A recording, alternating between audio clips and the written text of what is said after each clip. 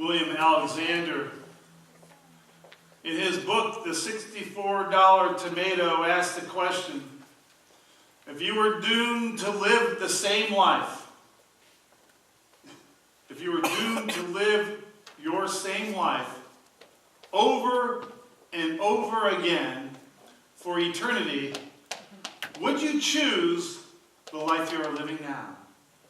That's a cruel question. William Alexander said this thought-provoking question, but not so much as the implied follow-up question. If your answer is no, then why are you living the life that you're living now? He says, stop making excuses and do something about it. But of course, that's the $64 million question. Because as we saw in our video, everybody wanted to do some kind of change, but nobody seemed to have the answer for how to do it. What do I do about it? What are they going to do about it? I don't know. I don't know. I can't imagine living my life ignorant. Well, actually, I take that back. I'm actually ignorant about a lot of things. I can't imagine living my life stupid. Because stupidity is when there is an answer, you dismiss it or reject it. If you have a question and there's an answer available to you that will answer your situation, you dismiss it. That's stupidity. So, if I don't like the life that I'm living now, you're probably thinking, what do I do to change it?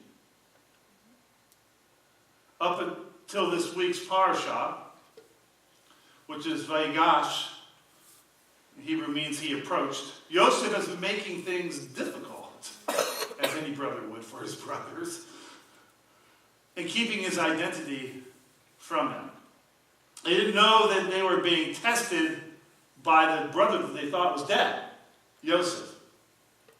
He needed to know something, and he was pressing them to find out. He needed to know if their hearts had changed, if they're different.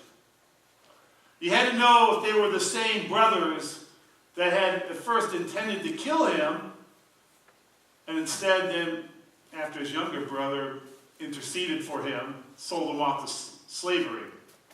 But all's about to change. All about to change as Yehuda or Judah, Scripture says, comes near. We don't do that very well in our culture today. There are people who've been married for 40 years and still haven't come near. Somehow we think that sexual intimacy is coming near.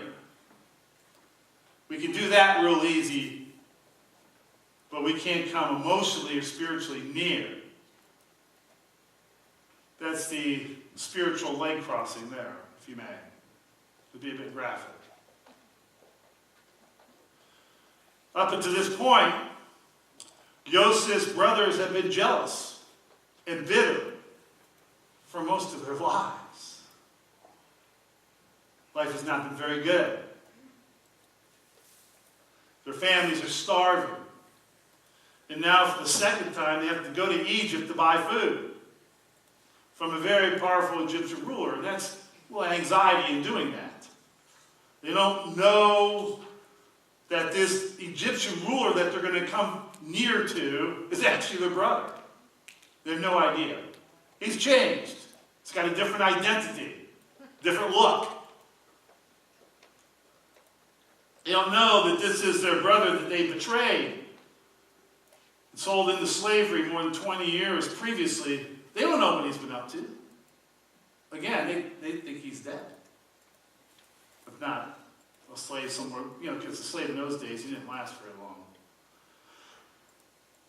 Now, his brother, in the current position that he's in, Yosef, has accused them of being spies. But then he feeds them from his own table. And then he sends him away with some very unusual instructions for his steward, his right-hand man. You can read that from Genesis 44, verse 1. He told the steward to fill the men's packs with food, as much as they could carry, and then put each man's money or silver just inside his pack. Okay? This is the silver that they used to buy the food. He gave their money back for the food. They came to buy food, but he didn't take their money. He gave it back and gave them the food. Then he says this, and my goblet, put my goblet, the silver one, just inside the pack of the youngest, along with the grain money. And the steward did as Joseph had said. And as morning dawned, the men were sent on their way with their donkeys. But they had not gone far from the city when Joseph said to his steward, now, in Genesis 44, verses 4 through 5, up and go after the men. And when you overtake them, say to them, why have you repaid good with evil? Goodness. Isn't this the goblet my Lord drinks from? Indeed, the one he uses for divination? What have you done? This is evil. Like, what? It's kind of like a husband feels when his wife's not talking to him, and she goes, you know what you did? What did I do? So when he caught up with them, he repeated those words to them. And then he said to him, why does my Lord speak this way? Heaven forbid that we should do such a thing. Why, the money we found inside our packs we brought back to you from the land of Canaan. So how would we steal silver or gold from your Lord's house? Whichever one of us the goblet is found with, let him be put to death. And the rest of us will be my Lord's slaves. He replied, fine. Let it be just as you said. Whichever one it is found with will be my slave, but the rest of you will be blameless.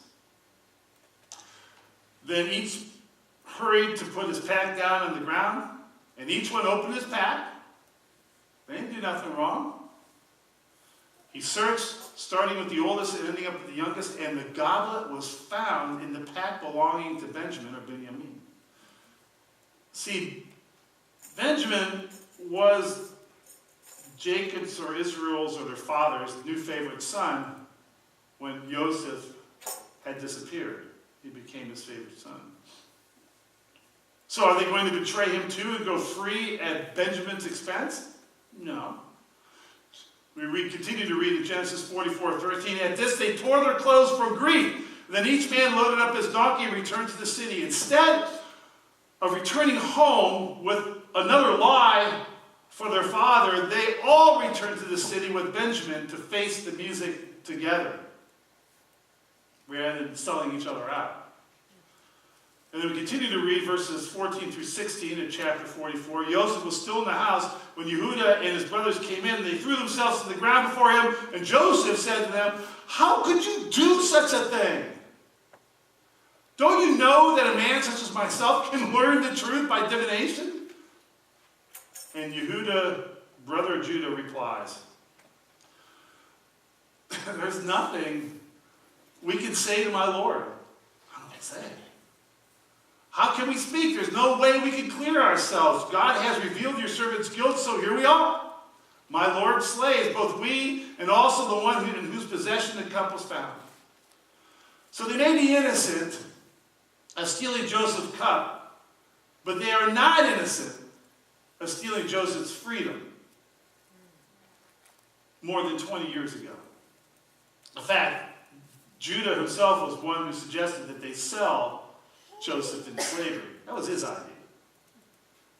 So now it is Yehudah himself who on behalf of his brothers admits guilt this time. He's admitting guilt and accepts the consequences of their own sinful behavior. They had betrayed their brother. They had sold him into slavery. And now it's the only right thing that they all serve as slaves. What an irony. Isn't that a great irony? Judah didn't protest being treated unfairly. Rather, something had happened to Judah in these past 20 years. Something had changed. He admitted, we are only, and this is a quote, we are only getting what we deserve. What a difference. Are you kidding me? What a change for 20 years ago. And while we can't speak for others, we know that at least Yehuda had a change of heart, offering himself in place of Benjamin. One can wonder what brought about this change in Yehuda. And one reasonable suggestion is what appears to be a sudden break in the Joseph story 2 portions back in Vayeshev, in Genesis 38, where we read about Judah, his sons, and his daughter-in-law, Tamar. Remember we spoke about Tamar? Judah had failed to fulfill his responsibility to Tamar, who had become widowed. And so she was the wife of Judah's oldest son, whose life God had taken. And to fulfill the custom to preserve the line of descent, Judah requested his second son, Onan, to sleep with her. Well, he declined the offer. Not wanting to be responsible for a child that would technically not be his own, Judah exercises deceitful family planning. Catching on to what was happening, Judah promised Tamar his youngest, Shelah, but he was old enough. And in time, Tamar realized that Judah was not being very sincere. He was not sincere in his promise. So, realizing what's coming down here, Tamar tricks Judah and shamed him. Shamed him in order to expose his hypocrisy.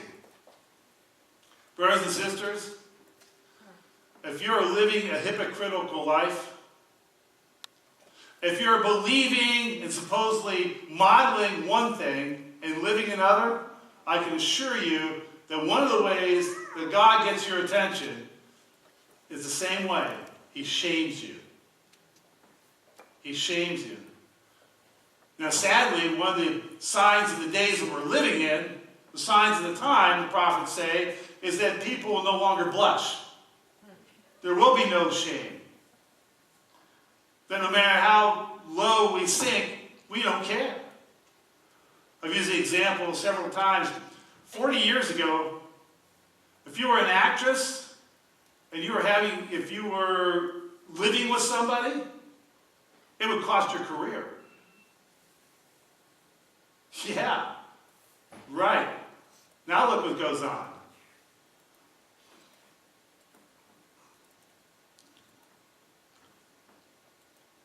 So Tamar tricks and shames him. Tricks him and shames him. And her plan worked. It worked. And he accepted that he had indeed been wrong. And this humbling brought about a change in Yehuda. This humbling brought about a change. Are you hearing me? This humbling brought about a change. Scriptural evidence, right here, brothers and sisters. Scriptural evidence. Change is possible. How many times said, oh, they'll never change? Contrary. With God, all things are possible. God, all things are possible. I might remind you of Rabbi Shaul, who murdered Messianics and then gave his life for them. So, change is possible. Human hearts, our wills, our desires, they can change. They can change. I don't care what you're struggling with, the Bible is very, very clear that we have the power to control our mind and change our mind. No matter what the temptation is, the desire, the lust, the behavior, the attitude, you can change. That is definite. That is definite. Then it falls upon us. And we'll get there.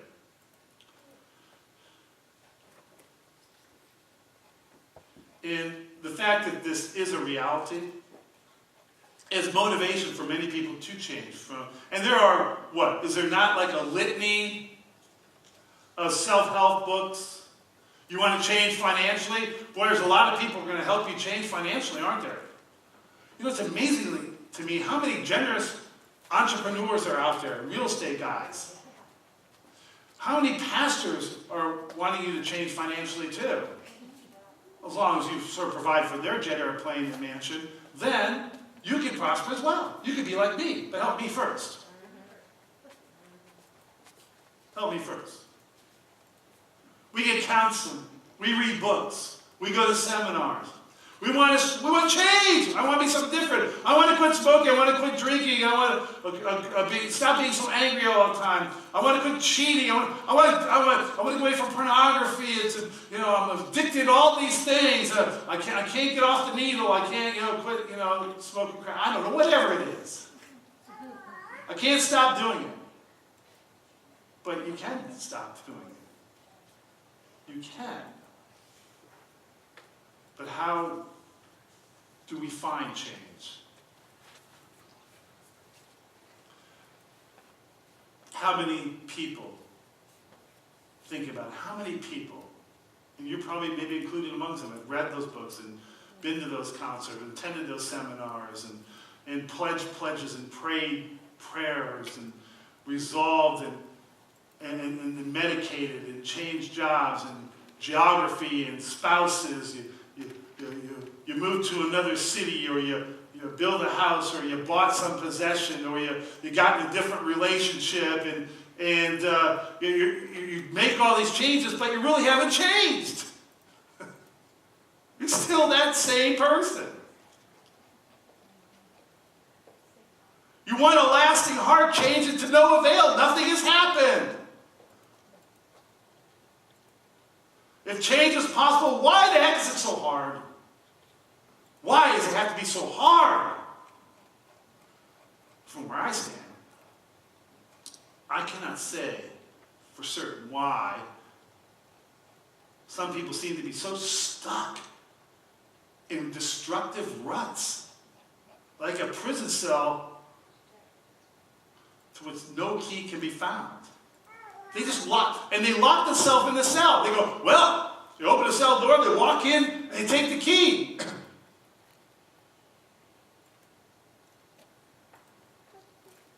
It's mind-boggling. They put themselves in the cell, and then they lock themselves in, and they're holding the key. It's like that Eagles song, Already Gone. I had the key, and he realized it. He got out of a dysfunctional relationship, realizing that he had the key to do it. He just never used it until now. It's too easy. We all have advice. We can all offer suggestions, counsel. We're all here for each other, right? Right? Why don't you try this? Or how about that? It worked for me, and maybe it'll work for you. I don't know. All I know, brothers and sisters, is change is possible. Judah is not the only one. Like his example, it ended with Judah. Nobody else could change after him. That's not true. The Bible's full of stories of radical change, miraculous change, lasting change. Now, you won't find any human perfection. No. He was God and man. But selfish, destructive lives turned around and becoming blessings unto countless generations, yeah. Now, for some, the Bible is just like not a very relevant self-help book.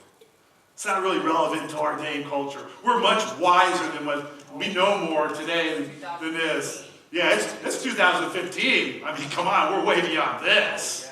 And look at the fine job we're doing. Great job. Look at the fine job our culture and society is today. Oh, we're much wiser today than we were. Oh, yeah. Everybody's getting along. Nobody's getting divorced. Nobody's cheating, stealing, robbing, in any kind of, obsessive or abusive behavior, oh yeah, we're much better off as a society. Well, they are, but so is religious zealots. Right. Exactly.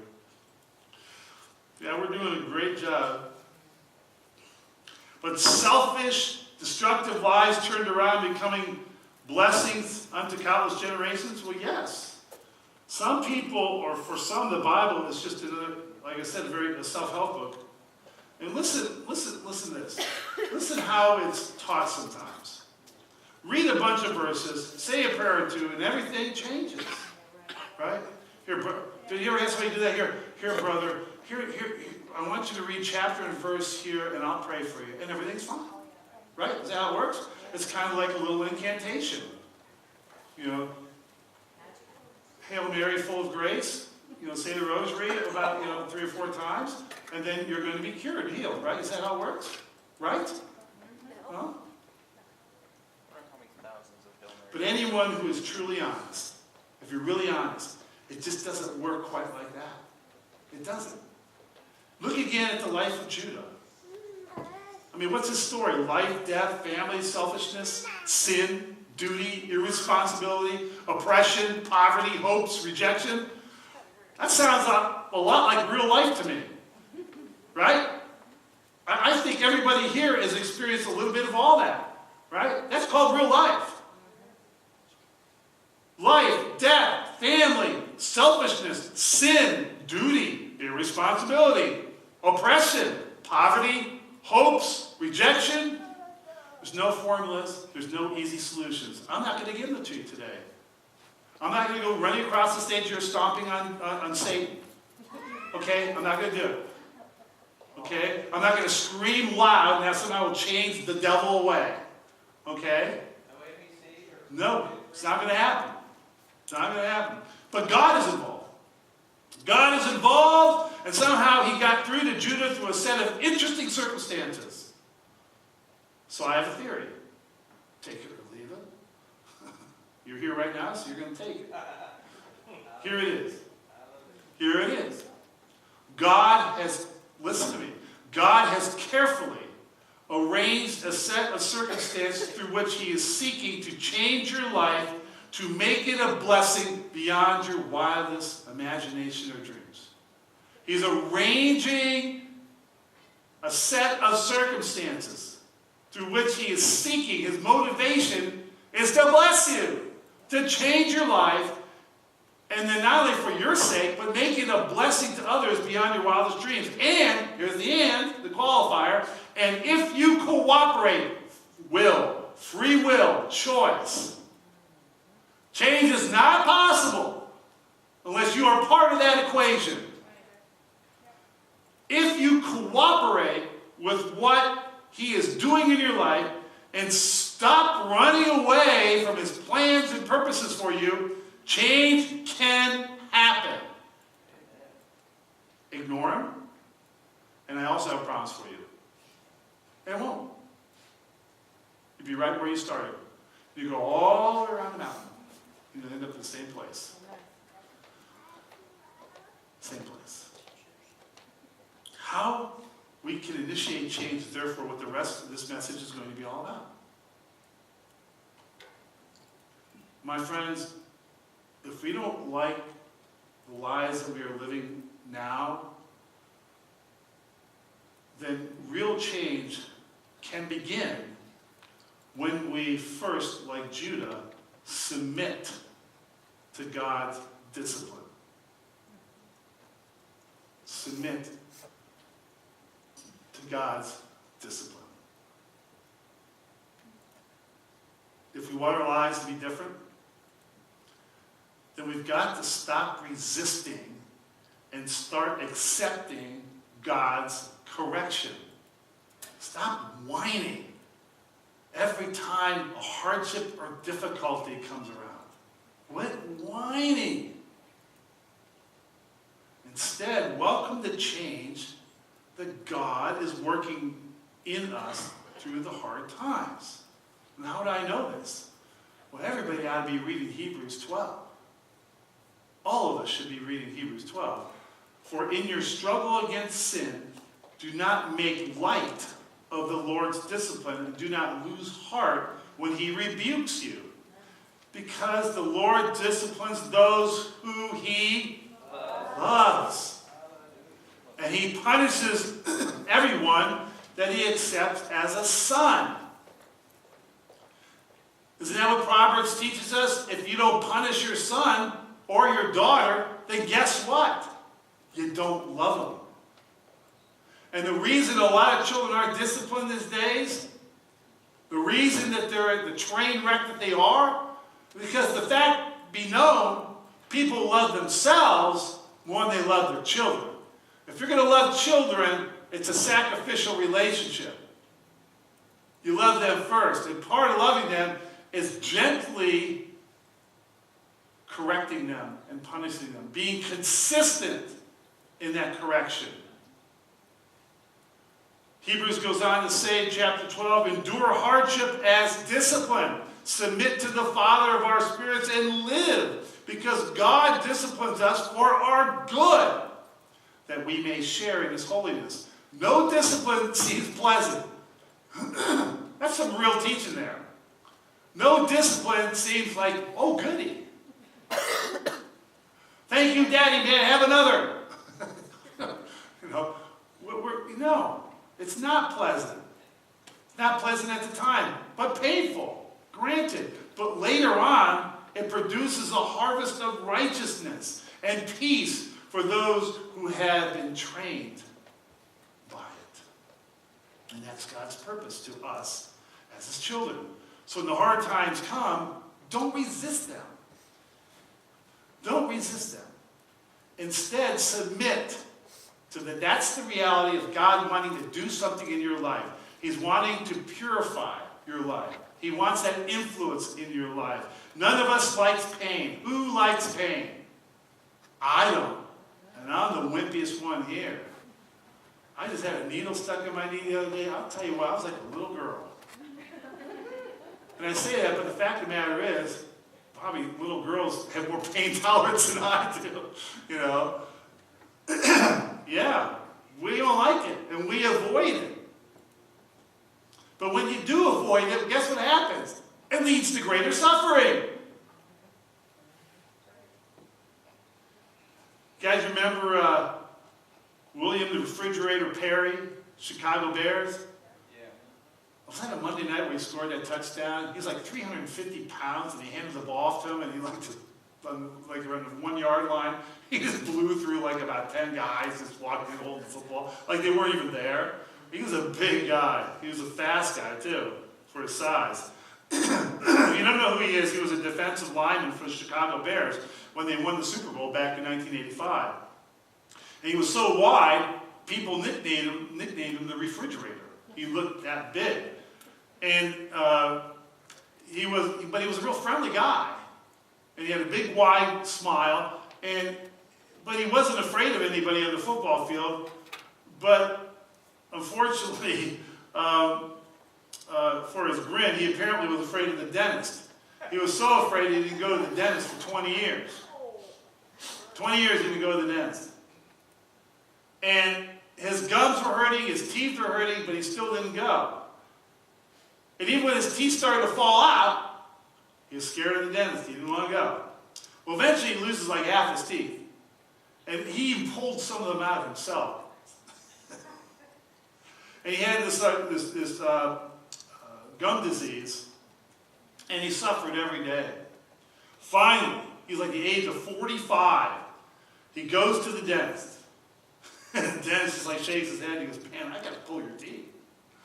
So he pulls all of his teeth, and then he does like dental implants. He gave him a whole new set of teeth. And it would have cost at that time about 60 grand, but the dentist did the procedure without charge because he wanted a little publicity. All right? And after all was said and done, William Perry said of his new teeth, hey, it's unbelievable. I love them. I got tired of my mouth hurting all the time. Are you tired of your life hurting all the time? Seriously. Some of your life just seems to hurt all the time. Aren't you tired of it? I mean, really, doesn't it just get old?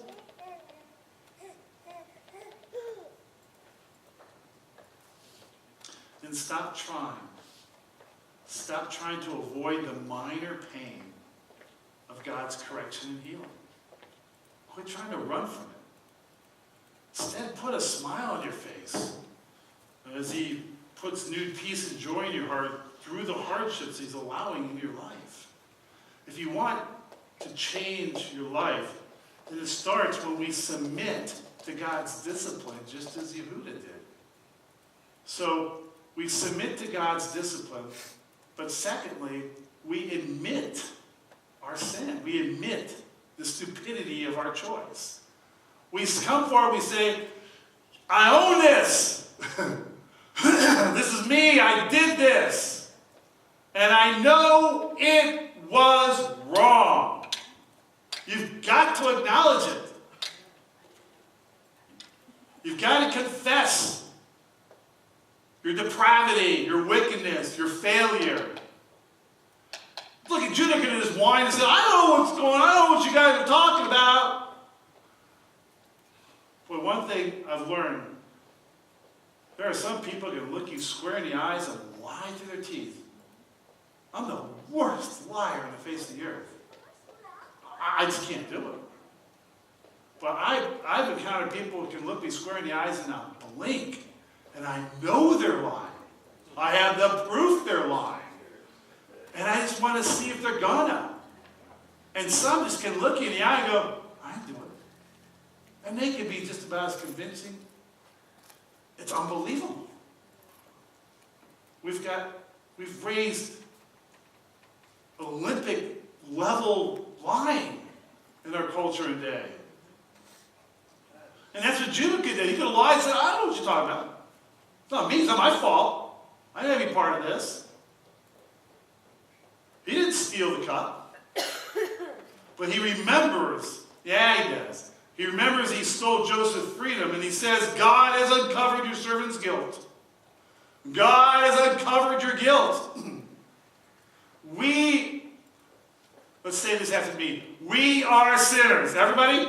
We are sinners. Thank you. That's an important step moving forward. Because every one of us are. Every one of us are. No matter how low you're feeling, believe me, the one that's sitting next to you is equally as low, if not lower. We have all sinned. A lot of times we get almost prideful that we think we're more sinful than anybody else. It's almost like it's pride. Oh, no, you're not as sinful as I am. Well, careful, I know a lot of you. Not as sinful as you think you are. Judah admits it. He admits it, and that's what we must do if we want to see real change for the better in our lives. The problem that most of us have is we say, oh, we're not all that bad. I'm not all that bad. I'm not as bad. Well, I'm bad, but not bad. I haven't done this. I haven't done that. So I'm not as bad. In fact, if we're like most people, we're all way above average in most everything, don't you think? We're all pretty much way above average, right? Don't you think? At least in our minds, we're way above average. Johnny Manziel found out he wasn't way above average. He was average. We all think that we're okay. Psychologists, they have a name for that. They call that the state of illusory superiority. That's right. Illusory superiority. It simply means that we tend to inflate our positive qualities.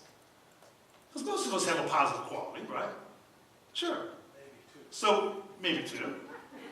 That we tend to inflate those abilities, especially when we're comparing ourselves to other people. Numerous research studies have revealed this tendency to overestimate ourselves. If you don't think that's true, My wife used to be in human resources, and all you had to do is pick up a resume. It's amazing what people have accomplished. There are amazing people that have come in there with amazing accomplishments. They've done these amazing, wonderful things. For example, when researchers asked 1 million high school students how well they got along with their peers, none of the students rated themselves below average. Nobody did. As a matter of fact, 60% of the students believed they were in the top 10%. And 25% rated themselves in the top 1%. So they did the same thing with college professors. Just 2% rated themselves below average. 10% were average and 63% were above average, while 25% rated themselves as truly exceptional. Dun, dun, dun. Of course, this is statistically impossible. One researcher summarized the data this way. It's the great contradiction. It's the great contradiction. The average person believes he is a better person than an average person. You don't believe that? Try talking to somebody about Yeshua. Well, I know that I'm not a perfect person, but I'm not as bad as some people. But I'm better than most. Right? But that's not the way to get better. That's not the way to experience real change in your life. You got to admit that you have fallen short. That you are a sinner. It starts when you can say, I failed. And to use another football analogy, probably the best hope for Johnny Manziel is to admit, I realized I'm not as prepared as I thought I was. That I'm not as good as I thought I was. And if the game is different in the pro level, I've got to knuckle down. I got to take this seriously. That is the most positive step towards potentially having a career in the NFL with that attitude. You've got to admit when your shortcomings are. You've got to admit where you fall short. You've got to admit where you failed. True change for the better begins when we admit that we are going in the wrong direction. There's a saying by Lao Tzu. He says, listen to this, if you do not change direction, you may end up where you're heading.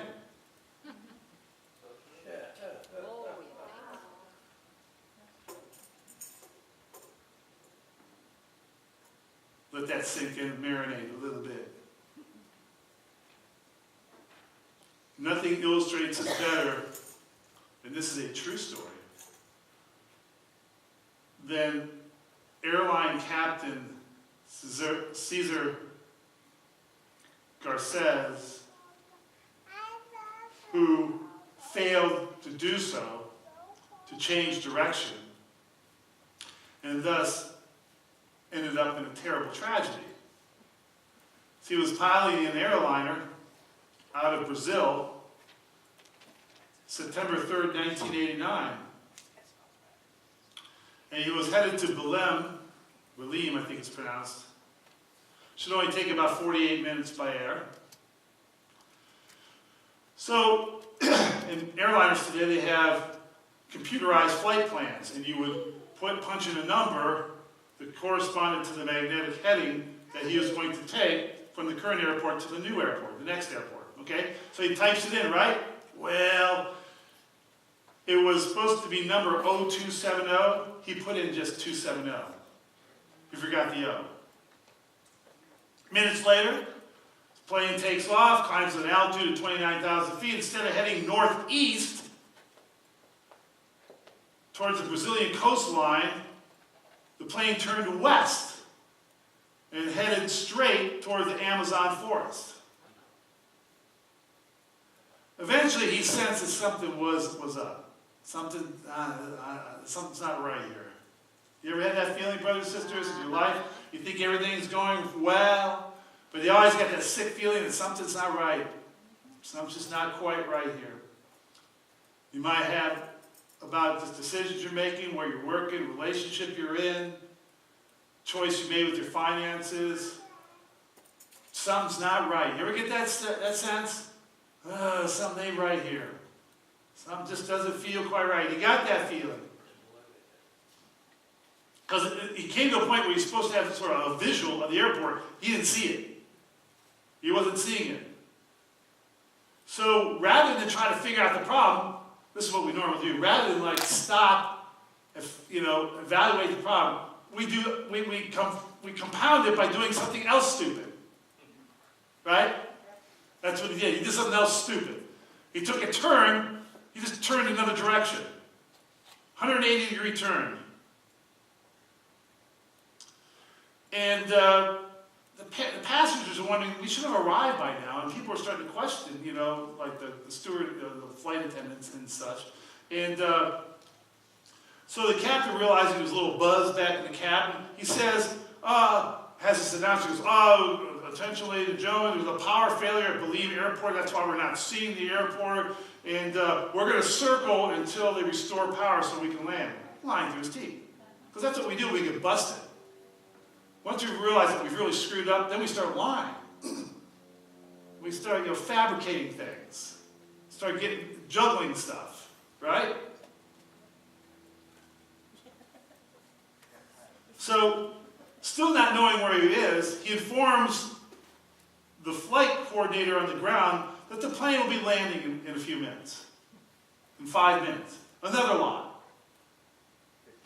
He then orders the flight attendants to serve a fresh round of drinks to the passengers. So now it's 7:39. The flight is over an hour overdue. And finally, his first officers catch an eye. Guy in the other seat. He's going, wait a minute. You don't know where you're at. And so the flight attendant is trying to help him, and the captain dismisses what he has to say. Oh, you know what you're talking about. Of course, that's called denial. Refusing to ask for help, he began counting the minutes until the plane would run out of fuel. And all the while, he's looking, like, trying to find some place to put this puppy down. Maybe another airport. So it's about an hour later, now he's out of fuel. And he makes a crash landing in total darkness in the tropical Amazon forest. Plane was 700 miles from the intended destination. How many miles are you guys from your intended destination that the Lord had intended for your life? How far off track have you gotten? Can you honestly say this morning that I am following the path that the Lord has predestined me for? Am I headed the direction that God has called me to go? Can you say that with perfect peace and confidence? That I'm right where I should be, doing exactly what the Lord wants me to do. Can you say that? Captain couldn't say that. Though the crew survived, he killed 13 passengers, because there's always collateral damage in our stupidity. There's always collateral damage. There's always somebody's going to hurt from our refusing to correct what needs to be corrected in our life. To not heed the signs and the voices speaking in our head that we dismiss. And we try to fix it ourselves and go a different direction here or there. And all we do is cause more damage and hurt and suffering. Of course, the captain and the first officer never flew again. They had their licenses revoked. So what did the first officer do? Nothing. But it cost him his career. It cost him his career. Think about that when you get in a relationship with certain people. Think about that. When you get in a relationship with certain people, it costs them maybe their destiny because of your selfishness. This all happened because he refused to admit his mistake and accept correction. My dear friends, before you crash land your life, please don't be too proud to admit your mistakes and accept the correction the Lord is bringing to your life.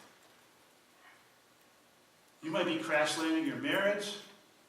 Own up to your part of the relationship. Maybe you're crash landing relationship with friends or children or co-workers. Don't be too proud to admit, yeah, I'm wrong. Look, I got to suck it up many times in my part-time job. Nothing's worse. And listen, I don't get a nice Christian sort of nudging in the workplace. Michael, you kind of made a mistake here. I know it was an accident. Let's work together and get this straight. Heck no. I get a scathing email and some, basically some mocking. I have to humble myself and say, yeah, my bad. I dropped the ball on this one. I missed this one. Doesn't feel good. Even if you've already crash landed your relationship with the Lord, don't be too proud to admit it. To say, yeah, I went the wrong direction. I should have been going this way with the Lord, and I chose to go off the narrow path and go my own way. Many of us want to see change in the world. Many of us want to see change. Well, one wise man once said, I think it was Gandhi actually, who once said, let the change you want to see in the world, let people see it in you first. If you want change, let it be in you first. Change that you wish to see, may you see in your own life. God has promised if we confess our sins, He is faithful and just and will forgive us our sins and purify us. All unrighteousness. And that's because That's because Yeshua is the atoning sacrifice for our sins.